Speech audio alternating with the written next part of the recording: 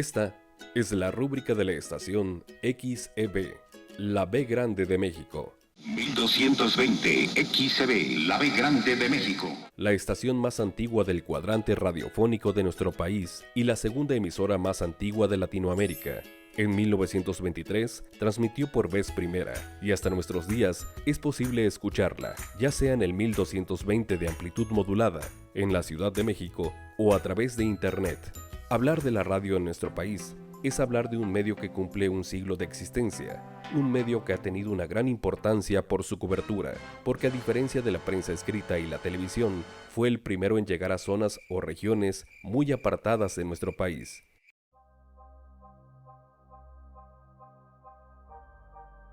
Los periódicos se editaban exclusivamente en las principales ciudades o en centros urbanos, marginando las zonas rurales y al sector poblacional con poco poder adquisitivo. En el caso de la televisión, hasta hace poco, su cobertura era limitada y la llamada TV de paga, es decir, los sistemas de cable o satelital, no estaban al alcance de la mayoría de los habitantes. En cambio, las ondas hertzianas, que transportan la señal de la radio, permitieron que su contenido se esparciera desde la costa hasta la montaña. Desde el nacimiento del medio, las compañías fabricantes trataron que los receptores se pudieran distribuir al mayor número de hogares. En un principio, se reunían varias personas en un lugar para escuchar las transmisiones, pero poco a poco la tecnología fue avanzando y con ello los equipos fueron mejorando su recepción y sus dimensiones estuvieron al alcance de casi todas las familias.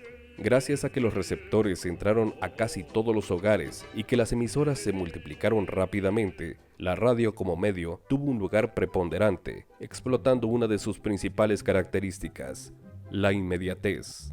Por medio de la radio, se narraron los principales sucesos que forjaron la historia del siglo XX a nivel mundial, pero también la radio ha narrado en tiempo real los acontecimientos más cercanos a nuestro entorno. De igual forma nos hemos enterado de las fuertes lluvias de la temporada, del robo a la tienda de la esquina, de los nuevos funcionarios del ayuntamiento, de los servicios fúnebres de nuestro vecino, de la música que está de moda y de otras tantas cosas que nos hace valorarla como un medio más próximo a nuestra realidad y con un gran contenido social.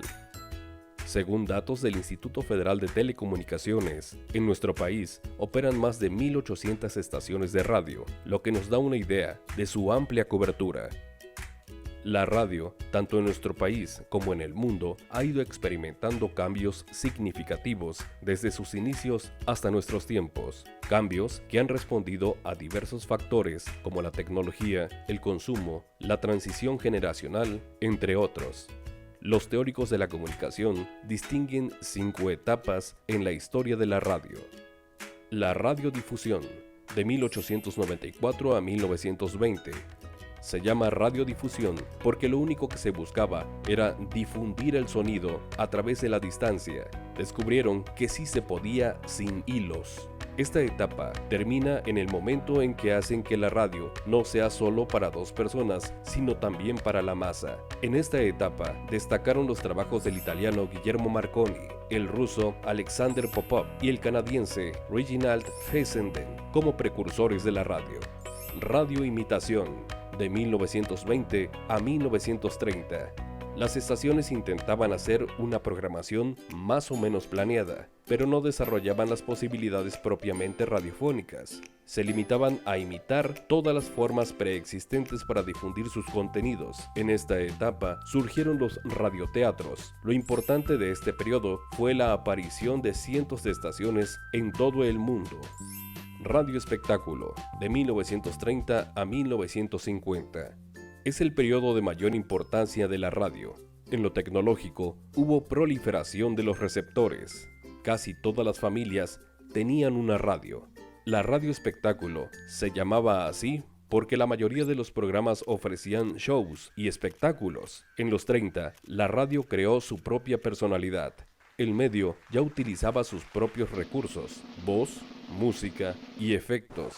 Las agencias de publicidad compraban espacios estelares para anunciar sus marcas, como el spot que escucharemos a continuación. Pepsi-Cola, todos toman Pepsi-Cola porque saben que les rinde mucho más. Pepsi-Cola refrescante, Pepsi-Cola deliciosa, Pepsi-Cola muy sabrosa y rinde más. Más cantidad, sí, sabe mejor, más calidad. Pepsi-Cola doble cantidad. Pepsi-Cola, todos toman Pepsi-Cola porque saben que les rinde mucho más. Pepsi-Cola refrescante, Pepsi-Cola deliciosa, Pepsi-Cola muy sabrosa y rinde más. Recuerde, no se haga bolas con tantas colas. Pida siempre Pepsi-Cola. La radio encuentra un gran aliado en el cine, ya que los artistas que ya triunfaban en la pantalla grande la hicieron más atractiva, pues también los podían escuchar, ya sea en programas musicales en vivo o en las radionovelas.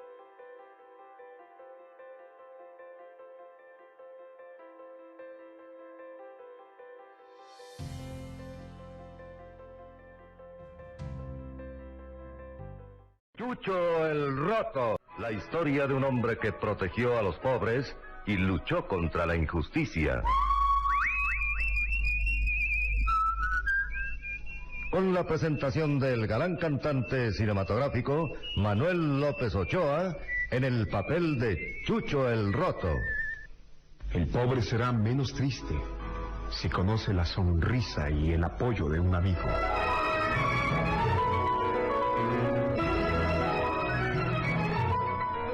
Chucho el Roto, con la primera actriz Amparo Garrido. Entre 1950 y 1965 se dio la etapa denominada Radio, Música y Noticias. En este periodo surge la televisión, lo que de alguna manera la obliga a reinventarse. Las radionovelas ya no le resultaron tan atractivas al público, pues no habría razón de solo escucharlas, si ahora las podían ver. Sin embargo, el avance tecnológico en los sistemas de grabación, transmisión y recepción permitieron auditivamente una mayor calidad. También surgieron los primeros programas especializados en música y noticias.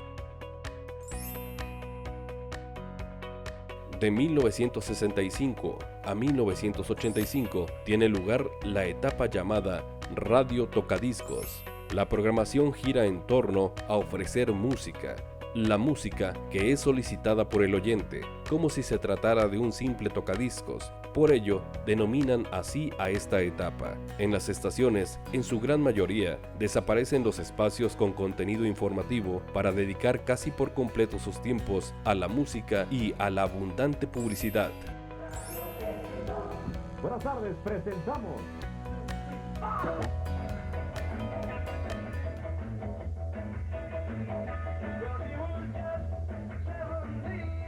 La segunda superemisión de Beatlemanía.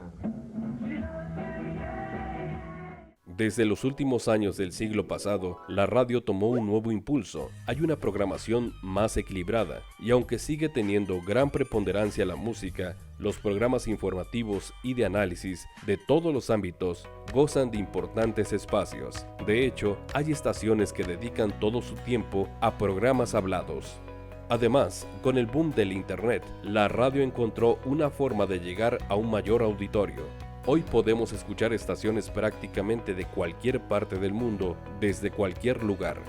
Ante el avance vertiginoso de la tecnología, no es posible hacer un pronóstico del futuro de la radio como medio de comunicación, pero seguramente este joven de apenas 100 años encontrará nuevas fortalezas para seguir en sintonía.